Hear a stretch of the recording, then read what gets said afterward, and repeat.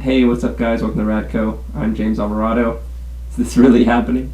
3 videos in a week? Am I really sticking to a plan? Being productive? And not actively hating myself? Xiu Xiu's Forget. Xiu Xiu is an experimental and art rock / noise rock band, and this is probably the most accessible thing they've put out of late. That's not to say the music has been diluted or is less interesting. It just sounds like they were digging on Future Islands or something while they recorded this, and we ended up with the gift of a really killer art pop record. No.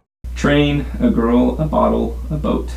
Another attempt for me at not being dismissive, but it's a sad listen. Like they're completely unaware of themselves. Everything sounds lazy. It's just not for me. Thundercat's Drunk. Steven Bruner, also known as Thundercat. He's everywhere right now. I'm a fan. Works with Kendrick Lamar, Flying Lotus, Kamasi Washington, among many others. For all of the silly lyricisms, references, and musical styles covered on this album, there is a consistent, tangible, dark theme that anchors the album and elevates it. As a fan who wasn't as in love with Apocalypse as I was with his debut, this feels like the follow-up release I've been waiting for from Bruner. No. Father John Misty, pure comedy. I think I'll be reviewing this thing on Monday. Forecast doesn't look good. Pissed Jeans, Why Love Now. I love everything about this band's sound.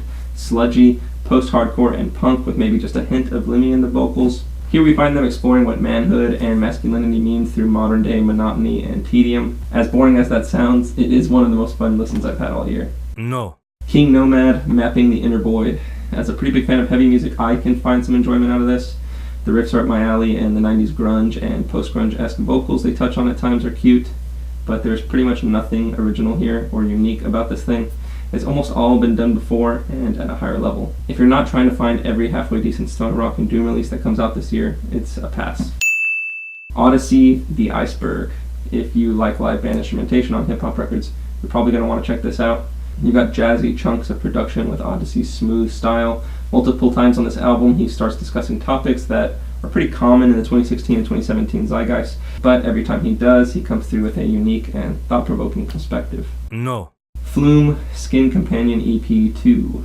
As the title suggests, this is a companion EP to the album Skin that came out last year. The whole of this thing just isn't that memorable, unfortunately. If you're a casual fan, I just don't think it's all that necessary to check this thing out. If you haven't heard Flume before and want to, start with the full length I just mentioned.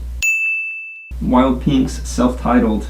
I could just listen to Battle of Bedford Falls on repeat. The band hits on a lot of sounds that I love with the soft vocals, shimmering guitars, and spacious drum sounds. Throw in the tweet pop charm and some barn burner intensity like on the track Nothing to Show, and you won me over. That is all I've got today. What have you guys been listening to? Was I wrong about any of these releases? Let me know in the comments below, or email me at contact@radcompany.com, or reach me on social media at radradco. Have a great weekend. Bye.